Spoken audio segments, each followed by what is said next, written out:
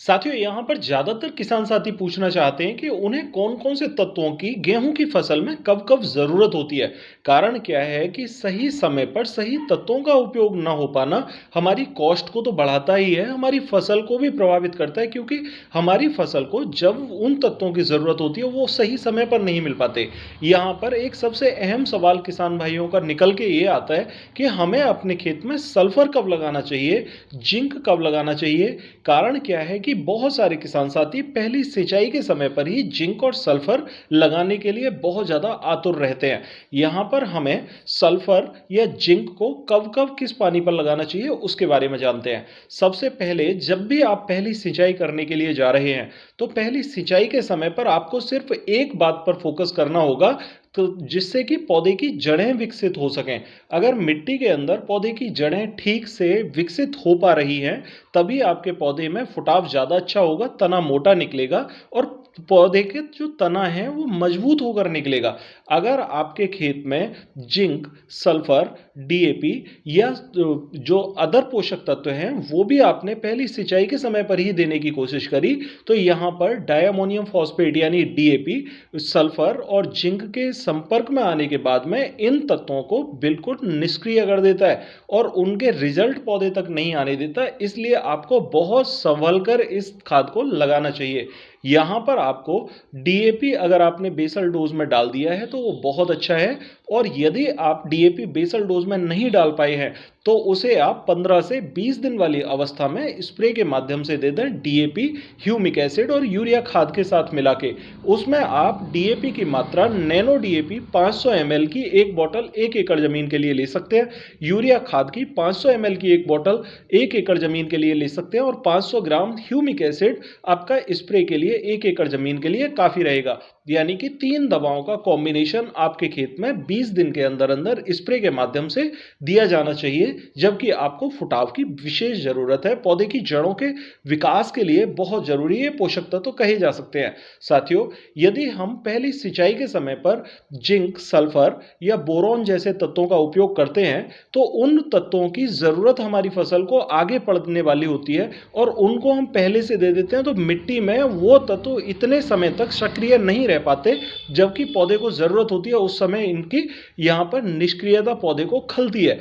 तो अब यहाँ पर आपको किन तत्वों का उपयोग करना होगा? जब आप सिंचाई लगाने के लिए जा रहे हैं तो सिंचाई से पहले आप यूरिया खाद 45-40 किलोग्राम प्रति एकड़ के हिसाब से बुरकाव के माध्यम से ले सकते हैं।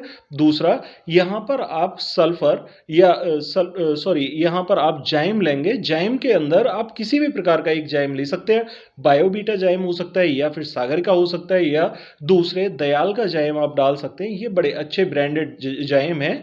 इनमें आप 5 से 6 किलोग्राम प्रति एकड़ के हिसाब से जाइम मिक्स करके यूरिया के साथ में बुरकाव करके अच्छे रिजल्ट ले सकते हैं। यहाँ पर ह्यूमिक एसिड आपके पौधे के लिए बहुत कारगर साबित होता है, क्योंकि ह्यूमिक एसिड आपके खेत में पड़े हुए न्यूट्रल पोषक तत्वों को एक्टिवेट करने का काम करता है। सबसे अहम पार्ट क्या है कि धान की फसल हमने अभी जुताई करने के बाद में गेहूं की बिजाई करी है, तो धान की फसल में बहुत सारे ऐसे खाद हम लगाते हैं जो कि हमारी फसल को नहीं मिल पाते और वो जमीन के अंदर फिक्स हो जाते हैं। उन फिक्स हुए तत्वों को ह्यूमिक एसिड एक्टिवेट करके पौधे की जड़ों को पहुंचाने का काम करता है, और दूसरा, पौधे की जड़ें भी तेजी से बढ़ती है ताकि वो ह्यूमिक एसिड की मदद से उन न्यूट्रल पड़े पोषक तत्वों को एब्जॉर्ब कर सकें।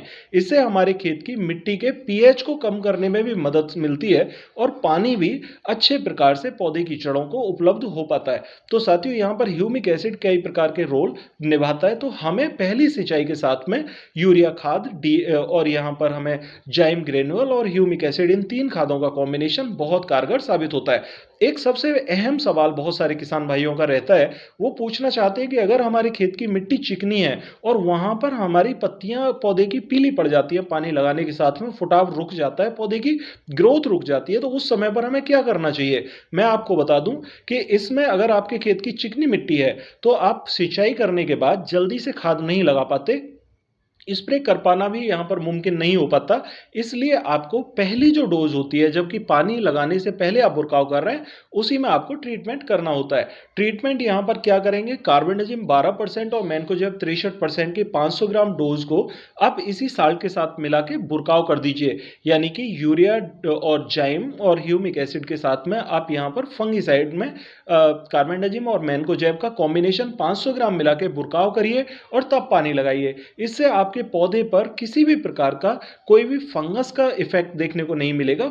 पानी अगर थोड़े समय तक भरा भी रहता है तो वो भी आपके पौधे को यहाँ पर विचलित नहीं कर पाएगा और पौधे का फुटाव यहाँ पर नहीं रुकेगा, पौधे की ग्रोथ भी नहीं रुकेगी और मिट्टी भी पौधे की जड़ों में इतनी ज़्यादा फंगस नहीं फैला पाएगी।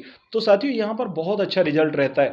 एक काम यहाँ पर आप और भी कर सकते हैं। क्या, पहले जब आप बुरकाव करने के लिए खाद में जा रहे हैं तो यहाँ पर यूरिया खाद के साथ जाइम और ह्यूमिक एसिड के साथ आप माइकोराइजा भी ले सकते हैं। माइकोराइजा आप 4 किलोग्राम प्रति एकड़ के हिसाब से यदि इन खादों के साथ मिला के बुरकाव करते हैं तो आपको यहाँ फंगिसाइड लगाने की ज़रूरत नहीं पड़ेगी। वो पौधे की जड़ों के आसपास कई प्रकार की फंगस को कंट्रोल कर लेता है और फंगस को पौधे की जड़ों तक नहीं जाने देता। इससे भी हमारे खेत में काफ़ी अच्छे रिजल्ट देखने को मिलते हैं। तो यहाँ पर आपका पहला जो डोज है वो बहुत अहम होता है और पहली सिंचाई के समय पर लगाना बहुत ज़्यादा ज़रूरी है। दूसरा सबसे अहम सवाल होता है किसान भाइयों का कि हमें जिंक कब लगाना चाहिए। तो देखिए, जिंक लगाने के लिए सबसे आदर्श जो समय होता है वो होता है दूसरा पानी।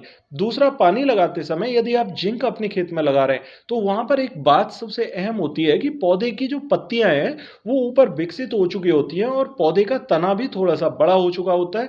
वो उस जिंक को एब्जॉर्ब करने के बाद में पत्तियों में क्लोरोफिल की मात्रा बढ़ा देता है, पौधे की जड़ें विकसित हो जाती हैं, तो वो मिट्टी से भी बहुत तेजी से पोषक तत्व एब्जॉर्ब कर पाते हैं। फुटाव लाने के लिए पौधे का तना कच्चा होता है तो फुटाव भी यहाँ पर भरपूर निकलता है। जिंक हमारे पौधे की पत्तियों में हरापन बढ़ाने में बहुत मददगार होता है।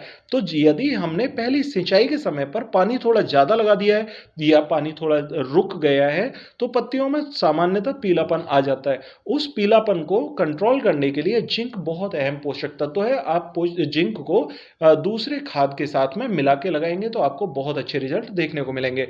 यहाँ पर कुछ साथी पूछना चाहते हैं जिंक के साथ हमें दूसरे क्या क्या तत्व लगाने चाहिए दूसरे पानी की अगर बात करें तो देखिए, यूरिया खाद 35 से 40 किलोग्राम प्रति एकड़ के हिसाब से आप यहाँ पर ले सकते हैं। जिंक सल्फेट यानी कि आप 5 से 6 किलोग्राम ले सकते हैं और वो आप यूरिया खाद के साथ मिला के बुरकाव कर सकते हैं। दूसरा एक पोषक तत्व यहाँ पर आप ह्यूमिक एसिड भी दे सकते हैं। ह्यूमिक एसिड 500 ग्राम आपके लिए 1 एकड़ जमीन में काफी रहेगा और ये बहुत अच्छे रिजल्ट देगा। तीसरा अहम सवाल यहाँ पर किसान भाइयों का रहता है कि सल्फर हमारे खेत के लिए कब जरूरी होता है। सल्फर, बोरॉन या 05234 या यहाँ पर हम फेरस सल्फेट लगाना चाहते हैं तो वो कब कब लगाने चाहिए। तो देखिए, और क्यों लगाने चाहिए ये भी बताता हूँ। तीसरा पानी जब हम लगाते हैं तो हमारे पौधे में सामान्यतः एक गांठ बन जाती है। आपने देखा होगा पौधे के जो छिलका है, तना है, वो टाइट होने लगता है और टाइट होने वाली अवस्था में पौधे को चाहिए होते हैं ऐसे पोषक तत्व जो कि हमारे पौधे को मजबूत प्रदान करें। मजबूती प्रदान करने वाले पोषक तत्वों में कौन कौन से तत्व होते हैं। यहाँ पर हमें सल्फर, बोरॉन, बोरॉन सबसे अहम क्या करता है, पौधे का जो छिलका है उसे जब हम उतारते हैं तो वो हल्का छिलका नहीं छोड़ता, बोरॉन उसे मजबूती देने का काम करता है, छिलके को बहुत मजबूती दे देता है। इससे क्या लाभ देखने को मिलता है, क्योंकि अगेती बीजाई वाली किस्में 100 सेंटीमीटर तक बढ़ जाती हैं। लंबी ऊंचाई होने के कारण, ऊंचाई ज़्यादा होने के कारण पौधे का तना अगर कमज़ोर रहता है तो गिरने के चांसेस ज़्यादा होते हैं और गिरने के बाद नुकसान होने के चांस ज़्यादा होते हैं। इसलिए हमें बोरॉन यहाँ पर देना चाहिए। हम अगर स्प्रे के माध्यम से उस समय पर एक स्प्रे दे दें 05234 और बोरॉन का मिला के तो वो हमारे पौधे को बहुत मजबूती देता है, यानी कि तीसरे पानी के समय पर। और यदि हम तीसरे पानी के समय पर बुरकाव के माध्यम से खाद लगा दें तो वो और भी महत्वपूर्ण रहता है। साथियों, यहाँ पर यदि हम खाद लगाते हैं तो खाद की मात्रा घटा के हमें 20 किलोग्राम कर देनी चाहिए। यूरिया खाद 20 किलोग्राम के साथ यहाँ पर हमें फेरस सल्फेट यानी हराकसिस लगभग 5 से 6 किलोग्राम प्रति एकड़ के हिसाब से, और यहाँ पर हम चूना ले सकते हैं लगभग 5 से 6 किलोग्राम प्रति एकड़ के हिसाब से। 5 से 6 किलोग्राम चूना, फेरस सल्फेट और यूरिया खाद, इन तीनों को हमने मिक्स किया और बुरकाव के माध्यम से लगा के पानी लगा दिया। तीसरा पानी, इस समय पर लगाया हुआ पानी आपके खेत में पौधे की जो गांठ बन रही होती है, उन गांठों को मजबूती प्रदान करने का काम करता है, तने को मजबूती देता है, पौधे की जड़ें मजबूत रहती हैं। और यदि हम यहाँ पर हरा कसिस, हरा कसिस यानी कि फेरस सल्फेट, हरा कसिस के नाम से भी मिलता है मार्केट के अंदर, हरा कसिस लाकर लगाना चाहते हैं तो वो 5 से 6 किलोग्राम लगभग 12 से 13 रुपए प्रति किलो के हिसाब से मिल जाता है। और हरा कसिस के साथ में चूना मिला के भी हम बुरकाव कर सकते हैं। साथियों, यहाँ पर बहुत सारे किसान भाई पूछना चाहते हैं कि अगर हम नीला तोता का बुरकाव करें तो नीला तोता क्या काम करता है। देखिए, गेहूं के दाने के अंदर बहुत ज्यादा कॉपर की मात्रा भी होती है, और कॉपर की मात्रा की पूर्ति करने के लिए हम कोई अलग से तत्व तो देते नहीं है। तो अलग से तत्व ना देने की वजह से हमारे गेहूं के अंदर कॉपर ऑक्सीक्लोराइड की कमी खलती है, यानी कि गेहूं के दाने के लिए कॉपर की जरूरत होती है।